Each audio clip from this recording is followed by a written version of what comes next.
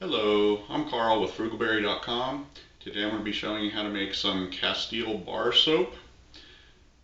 The recipe, along with some links to where to get the ingredients, will be online at frugalberry.com. If you're watching this on YouTube, just look at the link below. All the ingredients that we're going to be using are going to be weighed using a digital scale. So the first thing we need to do is put our container on the scale and turn it on and zero it out. So right now we're reading 0 on our digital scale. I'm going to take some distilled water here, and we need 12 ounces of distilled water. So now we put our next container on and zero out our scale. And now I need 6.25 ounces of sodium hydroxide. Now working with this sodium hydroxide can be very dangerous, so please look at the precautions that I have on frugalberry.com. You definitely do not want to add this, or you don't want to add the water to the sodium hydroxide. You want to add the sodium hydroxide to the water, and you want to do it outside. Now you always want to mix your sodium hydroxide into the water, never the reverse. And I always do this outside because the fumes that this creates are not good. They're not good for not good to breathe in. So here we go. Pouring this in. Now this temperature, the temperature inside this jar is going to get up above 190 degrees Fahrenheit. So you always want to keep that in mind before you touch the jar at all. Now I'm using a plastic spoon here. If you use a wooden spoon, the lye mixture can damage the spoon. I just like to use a plastic spoon so that I don't have to worry about the lye getting mixed into mixed in with any wood, or I guess you could use a metal spoon too, but it might be a little bit harsh. Now you can see, you might be able to see that there's some smoke, some fog coming out of here, and I just caught a whiff of it. You saw me move directions there. Not good stuff to be breathing in. But just stir it up until you don't feel anything on the bottom. You want to feel just the glass on the bottom. And as the chemical reaction happens here, you're going to see the temperature rise. Right now, yeah, it's really hot to the touch. And eventually the cloudiness of the liquid will start to go away. So I'm just going to set this here for now, let it cool down. Right now it's winter outside, so we'll let this cool down a little bit.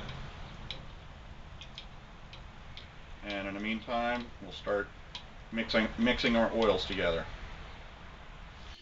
So now we're back to our scale. Put our plastic container on here and zero out the scale. Now I'm going to put my olive oil in. And this is just room temperature, this olive oil at this point.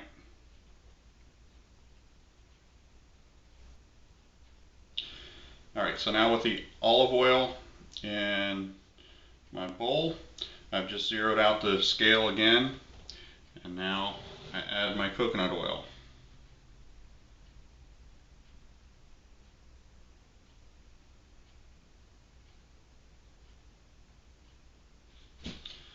So now with our oils in the bowl, I'm going to take this bowl and put it in the microwave. We need to get both the oils and the lye to 110 degrees Fahrenheit. So I'm going to do whatever it takes to get this to 110 degrees in the microwave, and the lye I'm probably going to put in a bowl of ice water to bring that down to temperature. So I've now brought my lye back inside. It's still very hot.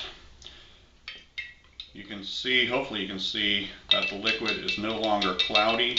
That's my indicator that I can bring it inside, that it's stopped putting off that dangerous gas. Now I'm going to put my thermometer in here just to see what temperature we've got. And zing, it goes shooting right up there. My guess is we're going to be close to 150 degrees Fahrenheit.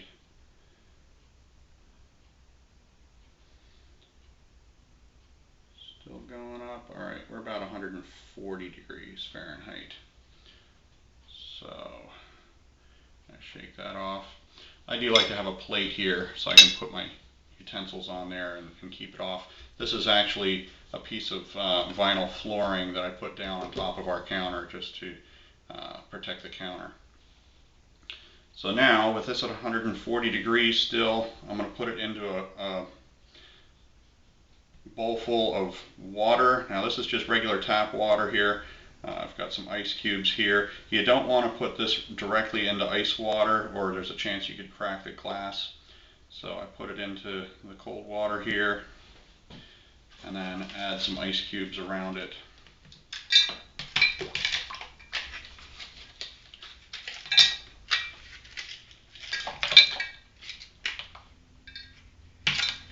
And in a couple minutes, this will be to temperature. It's not the best idea to stir your lye with your thermometer, but that said, that's what I do.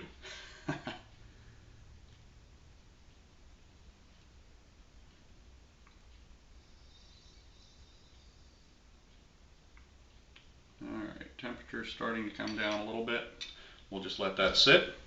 And meanwhile, our oils have been heated up in the microwave, and I'll have to make sure that both temperatures are at 110 degrees before we mix them up. Now these temperatures are something that you do need to get right. You'll see that I now have my oil in our ice bath. We need to get both of these at 110 degrees, pretty close to that temperature. Otherwise, the next step is going to have some problems. The idea is you want to have as much working time once you put the lye into the oil and start mixing it up. You want to have as much working time as possible. If you don't do it quite right, it's going to start getting really thick. It's going to turn into pudding and get even thicker than that sometimes within a few seconds. So you really want to make sure that your temperature is right. So I'm going to keep moving these back and forth as needed to get our temperatures to 110 degrees. And you'll notice I have two thermometers here. This one I've been using for the lye, and this one here I'm using for the oil mixture. You don't want to be using one thermometer going back and forth between the two mixtures. That's just a bad idea. Alright, so our temperatures are just right here, 110 degrees and 110 degrees. So now I mix the lye with the oil. Nothing too special in doing this. And I've got my stick blender here. This is the best way to mix the two together. Now you're trying to get this to something called trace, and it's kind of hard to describe exactly what trace looks like, but you want it to look something like pudding. And you want to just see a trace of like a little film moving around on top when you're blending it here. Kind of hard to describe. You're probably not going to be able to see it from the camera there. In fact, I'm not even sure if the camera is in view here. There we go. Just move the camera a little bit. Now, if all goes well, you shouldn't need to blend this for more than about a minute. And I'm already starting to see it at trace here. just starting to get there. And this mixture is going to work nicely, I think.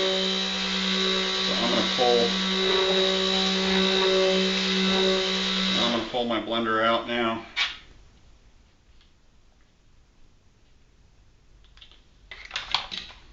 Put it in my dish. And I just use a regular ladle to ladle this into my molds. Now again, I'm going to have some links on Frugalberry to show you where to go to get your molds.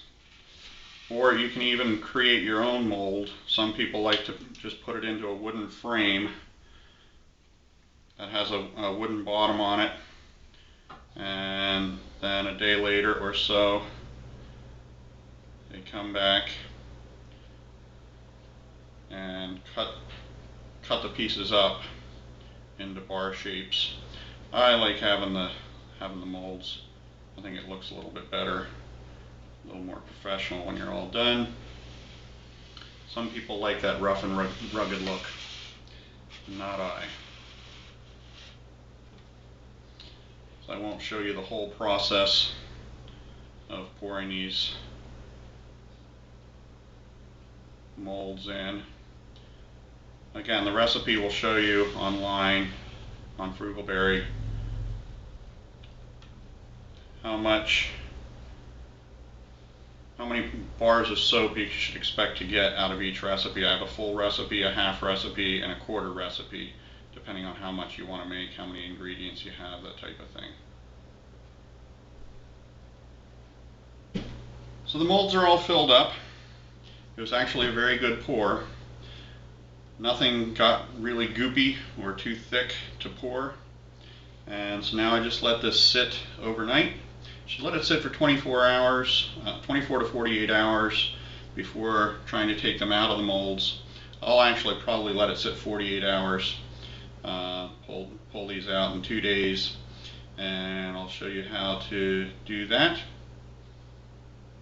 It will take about 2 months for them to get hard enough for you to have a good bar of soap that's not going to get soft in the shower or bathtub. So we like to let it sit for 2 months in the air, let it dry out a little bit. But after 24 to 48 hours, you should be able to pull them out of the molds here by sticking them in the freezer, and I'll show you how to do that in a little bit. It's been about 40 hours since I last spoke on the camera. I'm going to take my molds, which have my soap in them, that have been sitting and setting, and put them in the freezer. So here we go.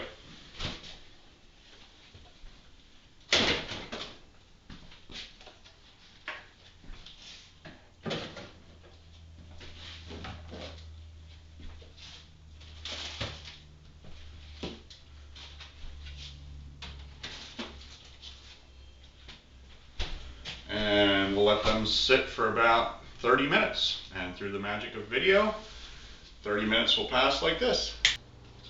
Alright, so here we go. It's been about 30 minutes now, and I'll take these out.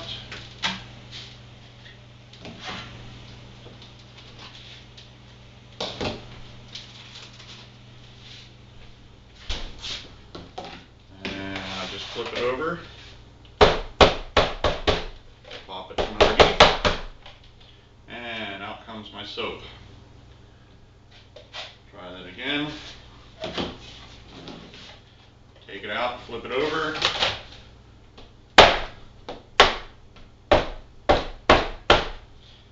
And pop them out. Just like that. And there we are, that's all there is to it. You need to wash these out a little bit, but that doesn't take too long. So that is how you make Castile soap. I'm Carl with Frugalberry.com. Thank you for joining us. Go in peace.